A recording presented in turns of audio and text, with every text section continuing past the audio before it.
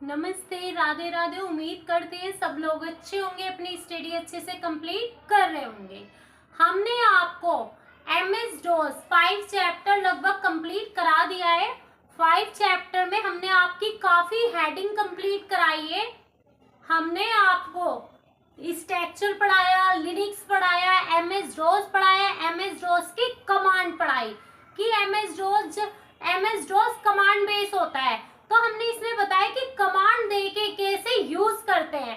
तो हमने सभी वीडियो चैनल पे अपलोड कर रखी हैं। जिन बच्चों ने क्लास नहीं देखी है वो जाके चैनल से हमारी क्लास देखे, आरती करदम के चैनल पे।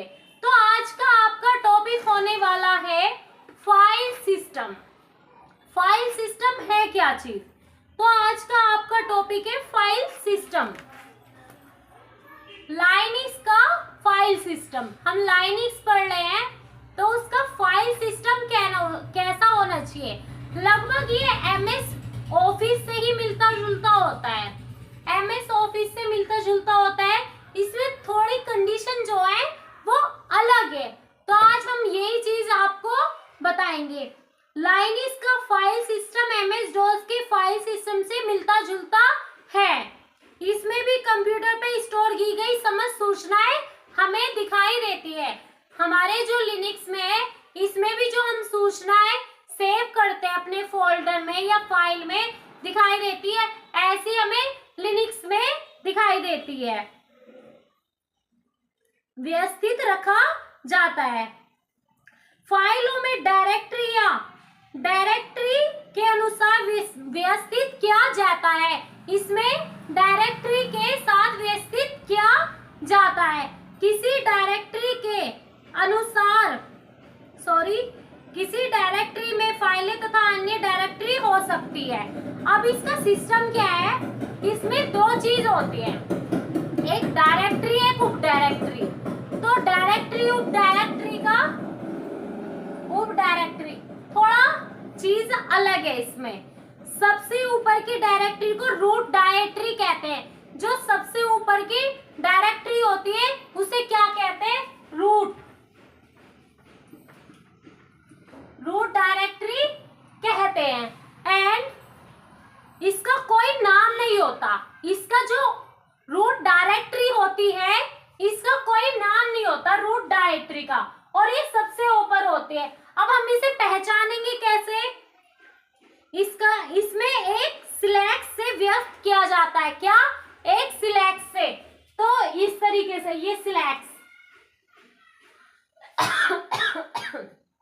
ये स्लैश है, ठीक है जी। स्लैश से व्यक्त किया जाता है। अन्य सभी डायरेक्टरी और फाइलों का नाम होता है। अन्य जो सभी फाइल होती है, डायरेक्टरी होती है, उनका क्या होता है? उनका नाम होता है। लेकिन उप डायरेक्टरी में हम कैसे पहचानेंगे? उसमें ऐसे होता है, इनमें नाम नहीं होते, इसमें स्लैश के द्वारा हम पहचान करते हैं। तो आइए थोड़ा समझा देते हैं डायग्राम के थ्रू हम आपको।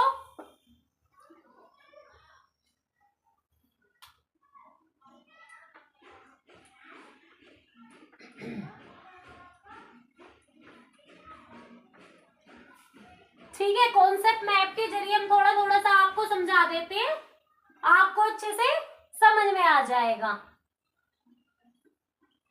ये 2 पॉइंट समझिए। ये क्या होगी? हमारी रूट डायरेक्टरी। दिखाई दे रहा है? हाँ, ये क्या होगी? हमारी रूट डायरेक्टरी। तो ये ऊपर की है। ऊपर में कैसे है? ये सिलेक्ट। अब इसमें क्या करेंगे? हम फाइल सेव करेंगे। तो फाइल जब हम सेव करेंगे यूजर बाइनरी, तो मतलब यूजर किसी भी नाम से सेव कर सकता है। तो यूजर बाइनरी,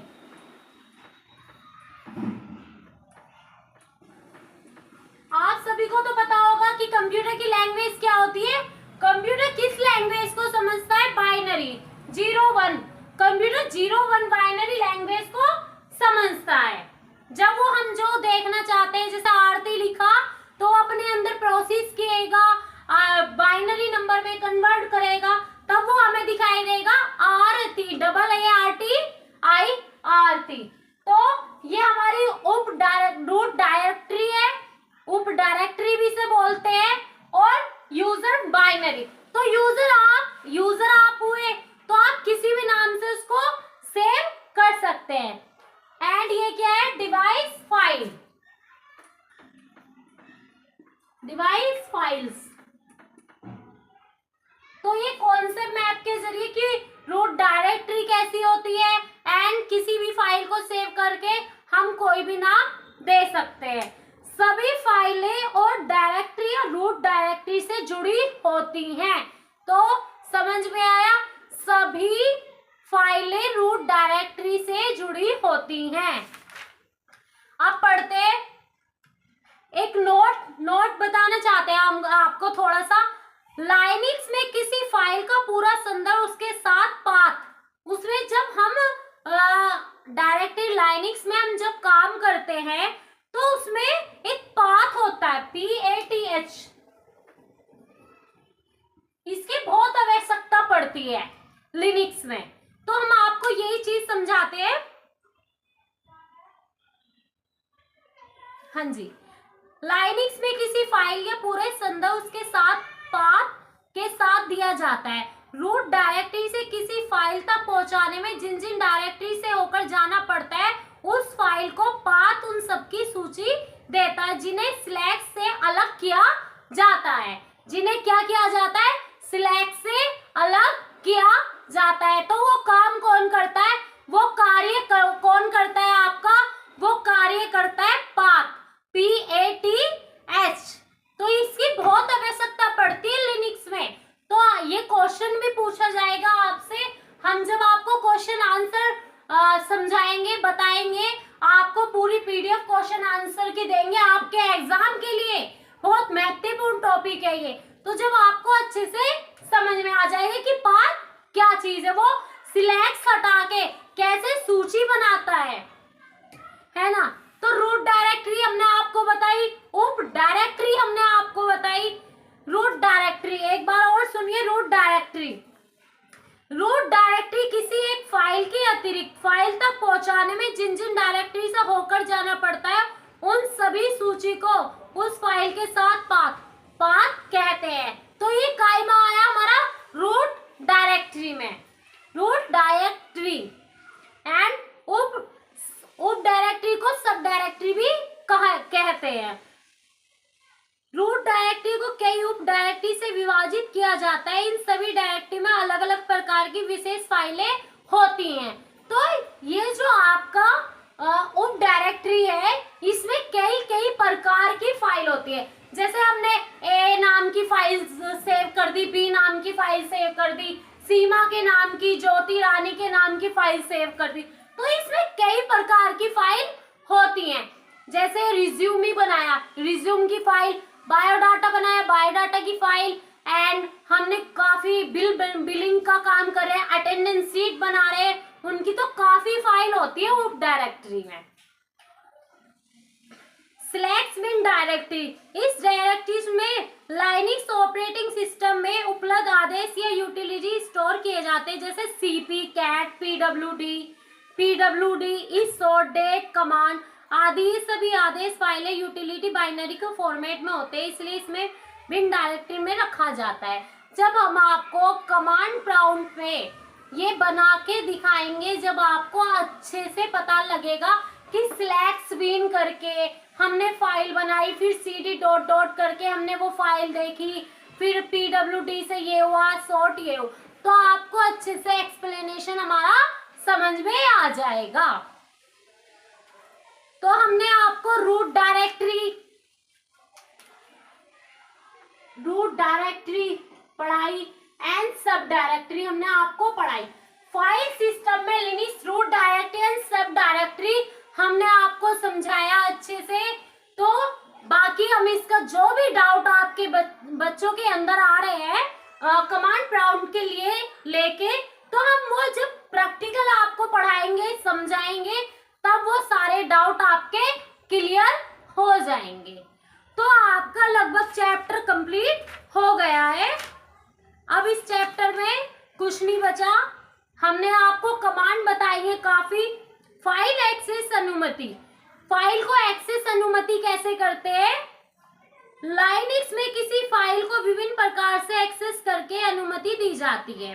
तो ये हेडिंग है फाइल एक्सेस परमिशन, लाइनक्स के मौलिक आदेश, करंट डायरेक्टरी सीडी आदेश। हाँ जी, आज आपका चैप्टर कंप्लीट हुआ। आपका एमएस डॉस कमांड प्रॉम्प्ट आपका 5 चैप्टर, कोपा ट्रेड का 5 चैप्टर आपका कंप्लीट हुआ। नेक्स्ट क्लास में आपका 6 चैप्टर होगा वर्ड प्रोसेसिंग सॉफ्टवेयर। क्या? वर्ड प्रोसेसिंग सॉफ्टवेयर हम पढ़ेंगे कि वर्ड प्रोसेसिंग सॉफ्टवेयर क्या होता है, इसका इंट्रोडक्शन, इसकी हेडिंग एंड इसके वर्जन एंड इसकी विंडो, सारी चीज हम आपको एक्सप्लेनेशन करेंगे आपके 6 चैप्टर के साथ। अभी हम कल की क्लास में लाइनक्स की शॉर्टकट कीज बताएंगे। कंट्रोल बी से क्या होता है, कंट्रोल सी से क्या होता है, फिर इसके कुछ है महत्वपूर्ण प्रश्न। कार्य में बार बार डिस्क की मदद लेने से ऑपरेटिंग सिस्टम क्या कहता है? कार्य में बार बार डिस्क की मदद लेने से ऑपरेटिंग सिस्टम को डिस्क ऑपरेटिंग सिस्टम कहा जाता है। जब हमने क्लास स्टार्ट की थी तो शुरू में ही हमने बताया था कि सबसे ज्यादा मदद कौन लेता है, तो वो कार्य में मदद कौन लेता है सबसे ज्यादा, तो डॉस ऑपरेटिंग सिस्टम। और डॉस की फुल फॉर्म क्या है? Disk operating system. क्या है? Disk operating system. और इसमें माउस यूज नहीं होता है, इसमें हम कीबोर्ड यूज करते हैं, कीबोर्ड से हम अपनी कमांड टाइप करते हैं। तो ये सिंपल है एमएस डॉस को बताना। अगर आपकी क्लास में आपके टीचर पूछते हैं कि एमएस डॉस आपको पता है, तो आप बोलिए हाँ जी सर मुझे पता है। एमएस डॉस की फुल फॉर्म होती है माइक्रोसॉफ्ट डॉस ऑपरेटिंग सिस्टम। और इसमें माउस यूज नहीं होता है, इसमें हम कीबोर्ड यूज करते हैं, कीबोर्ड से हम अपनी कमांड टाइप करते हैं। तो ये सिंपल है एमएस डॉस को बताना। अगर आपकी क्लास में आपके टीचर पूछते हैं कि एमएस डॉस आपको पता है, तो आप बोलिए हाँ जी सर मुझे पता है। एमएस डॉस की फुल फॉर्म होती है माइक्रोसॉफ्ट डॉस ऑपरेटिंग सिस्टम। आज की क्लास हम आपकी यहीं पे समाप्त करते हैं। कल की क्लास में हम आपको बताएंगे एमसीक्यू क्वेश्चन। कल आपका चैप्टर 5 कंप्लीट हो गया है। कंप्लीट चैप्टर को हम क्या बताएंगे कल की क्लास में? MCQ short question. हम एमसीक्यू शॉर्ट क्वेश्चन पे कल चर्चा करेंगे, आपको बताएंगे। हमें भी तो पता है कि चले कि आपके 3-4 दिन में ये चैप्टर आपका कंप्लीट हुआ है कि आपको कितना आया है, हमारे पढ़ाने से आपको कितना समझ में आया है। तो एमएस डॉस एक ऑपरेटिंग सिस्टम है। एमएस डॉस एक ऑपरेटिंग सिस्टम है। तो आपको ऑप्शन दिए user friendly graphical user interface, real time GU and command line interface. तो आपका राइट आंसर क्या होना चाहिए? राइट आंसर क्या होना चाहिए? Command line interface. क्यों है ये कमांड लाइन इंटरफेस? क्योंकि हम इसमें कीबोर्ड से क्या कर रहे हैं? कीबोर्ड से हम कमांड टाइप कर रहे हैं, इसीलिए ये हमारा कमांड टाइप है। ठीक है, कमांड लाइन इंटरफेस है। ग्राफिकल में क्या होता है? ग्राफिकल में आपने पिक्चर देखी, पिक्चर देख के आइकन पे क्लिक किया, तो ये हमारा डॉस ऑपरेटिंग सिस्टम में आएगा? नहीं आएगा। MS DOS. हाँ जी, आज की क्लास हम यहीं पे समाप्त करते हैं। हमारे चैनल को सब्सक्राइब करें, लाइक करें, शेयर करें एंड कमेंट करें और हमें बताएं आपको क्लास कितनी समझ में आ रही है, किस चीज में आपको प्रॉब्लम आ रही है। आईटीआई वाले बच्चों के भी एग्जाम चल रहे हैं, तो उनको हमारी क्लास से थियोरिकल पढ़ने से आपको बहुत अच्छे से समझ में आएगा। और जो न्यू बैचेस स्टार्ट होने वाले हैं उन लोगों के लिए भी बहुत हेल्पफुल होगी हमारी क्लासें। तो हमारे चैनल से जुड़े रहे, आरती कड़दम के चैनल से जुड़े रहे, हमारे चैनल को सब्सक्राइब करें, लाइक करें एंड कमेंट करें। ओके क्लास, राधे राधे, मिलते हैं कल की क्लास में।